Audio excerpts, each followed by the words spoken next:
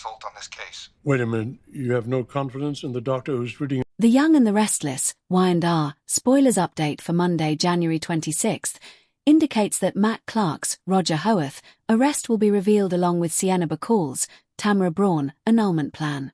Harrison Abbott, Redding Munsell, will also have a matchmaker plot, so let's discuss all the drama ahead in Genoa City. For starters, Harrison will make sure Kyle Abbott, Michael Miller, and Claire Newman, Hayley Erin, get alarming messages. Claire and Kyle will race to the Abbott house thinking that Harrison might be in some sort of trouble. Harrison will confess it's not a real emergency since he just needs some help with a project about favorite things. Kyle and Claire will face Harrison's questions as he works to prove they're a great match for each other. Claire and Kyle will eventually realize Harrison is playing Cupid, but they'll make it clear that they're just friends. That said, Kyle and Claire will seem a bit wistful as they wrap up their time with Harrison. Claire will also get a text from Holden Novak, Nathan Owens, in hopes of meeting up, but she'll fib to Kyle and Harrison that her mom needs to see her. As for Victoria Newman, Amelia Heinley, she'll fume when Victor Newman, Eric Braden, chooses to confide in Adam Newman, Mark Grossman, while leaving his daughter out of his next scheme. Victoria will grumble to Nikki Newman, Melody Thomas Scott, who'll be just as worried about what Victor's planning and how it could escalate the situation with Kane Ashby, Billy Flynn. In Victor's office, he'll tell Adam that according to Snapper Foster, last played by David Hasselhoff, Jill Abbott, Jess Walton, needs to avoid stress due to heart troubles. That's why Victor will have a backup plan that involves making Kane believe Lily Winters, Crystal Khalil, Matty Ashby, last played by Lexi Stevenson, and Charlie Ashby, Noah Alexander Jerry, are in harm's way. Although Victor would never truly put the three of them in a dangerous situation, he'll suggest Kane doesn't know that and may be willing to bargain if he thinks his family's in trouble. While Victor tasks Adam with finding Lily, Charlie, and Matty, Nick Newman, Joshua Morrow, will head back to Sharon Newman's, Sharon Case, place following his second hospital visit. On Monday's Y&R episode, Sienna and Noah Newman, Lucas Adams, will come along with updates after speaking with Michael Baldwin, Christian LeBlanc. It'll be revealed that Matt was arrested and that he's being held without bail until his upcoming trial begins. Sharon will breathe a sigh of relief, but Nick will basically hint that Matt can never be underestimated. Nevertheless, Noah will be feeling good about things now that Sienna's getting Matt's assets and has an easy annulment case since Mitch Bacall duped her. Noah will also give Sharon and Nick the news that he owns the Shadow Room, but he'll think maybe he'll just let other people run it while he rebuilds his life in GC. Although Noah will want Sienna to be part of that life, she'll insist on going back to Los Angeles. Noah will bicker with Sienna before deciding he'll just go with her if she's so adamant about this. That decision will leave Sharon and Nick looking unsettled. The Young and the Restless spoilers say Nick and Sharon will obviously be hoping that Noah changes his mind, so stay tuned. The air in Genoa City crackled with a tension thicker than the fog rolling off Lake Michigan, a day that began with simmering secrets and ended with seismic shocks that will reverberate for weeks to come. From a stunning arrest to a desperate legal gambit and a matchmaking scheme teetering on the edge of disaster, Monday proved that in this town, even the most carefully laid plans are built on quicksand. The handcuffs of truth, Matt's arrest. The day's most explosive moment unfolded not in a courtroom or a corporate boardroom, but in the deceptively serene atrium of the Grand Phoenix. Claire Grace, still navigating her fragile new reality with the Newman family, had agreed to a tense, private coffee with her birth mother, Jordan.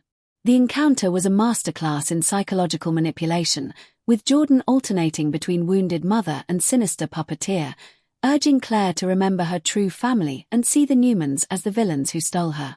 But Victor Newman, ever the protector and surveiller, had anticipated this.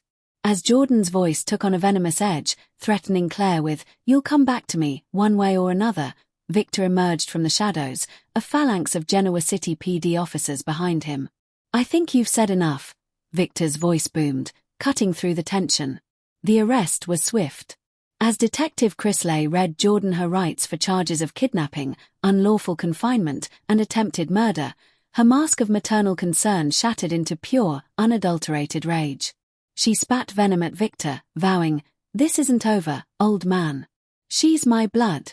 You can't change that." Claire watched, pale and trembling, a maelstrom of guilt, fear, and relief warring within her. Victor placed a steadying hand on her shoulder, his expression grim. "It's over, Claire. She can't hurt you anymore." But the look in Jordan's eyes as she was led away suggested this was merely the end of an act, not the play. However, the fallout was immediate and unexpected. Across town, Kyle Abbott received a frantic call from a source at the police department. The blood drained from his face as he listened. He immediately tracked down an agitated Harrison at Society, where the boy was having a secret meeting with his new friend, Mr. Monty. Interrupting them, Kyle pulled his son aside. "Harry, we need to go. Now. It's about Aunt Jordan." The twist. Jordan, upon being booked, exercised her one phone call. She didn't call a lawyer. She called Kyle. The reason remained shrouded in mystery, but her message, which Kyle relayed to a stunned Summer and later to a furious Jack at the Abbott mansion, was chilling. "Tell John Abbott's son that if he wants to keep his family's shiny reputation intact, he'll get me the best lawyer in the city. My memory gets fuzzy about certain past alliances without proper representation." Jack's face turned to stone. What sin from Kyle's past, or perhaps from the Abbott family's history, does Jordan hold as leverage? Kyle's desperation to comply suggests a secret with the power to destroy more than just his marriage to Summer. Sienna's annulment, a lie unravels. At the Abbott cabin, what was supposed to be a quiet morning of reconciliation between Tracy Abbott and her new husband, Matt, turned into a confrontation that exposed a foundation of sand. Sienna, Matt's estranged wife from his con artist days, arrived not with more threats, but with official-looking documents in hand. Her announcement landed like a grenade. "The annulment you thought you had, Tracy. It's a fake. A very good one, but a fake nonetheless. Which means your marriage to my husband is null and void." Tracy, heartbroken and humiliated, wheeled on Matt, who could only stammer in disbelief. "Sienna, that's impossible. I saw the papers." Sienna's smile was icy. "You saw what I needed you to see. A man who makes his living forging bonds and manipulating emotions should know better than to trust a piece of paper." The revelation was catastrophic. Tracy's dream of a late-in-life love story evaporated in an instant. But Sienna wasn't done. With the upper hand firmly grasped, she laid out her new, non-negotiable terms. She wasn't just content with exposing the fraud.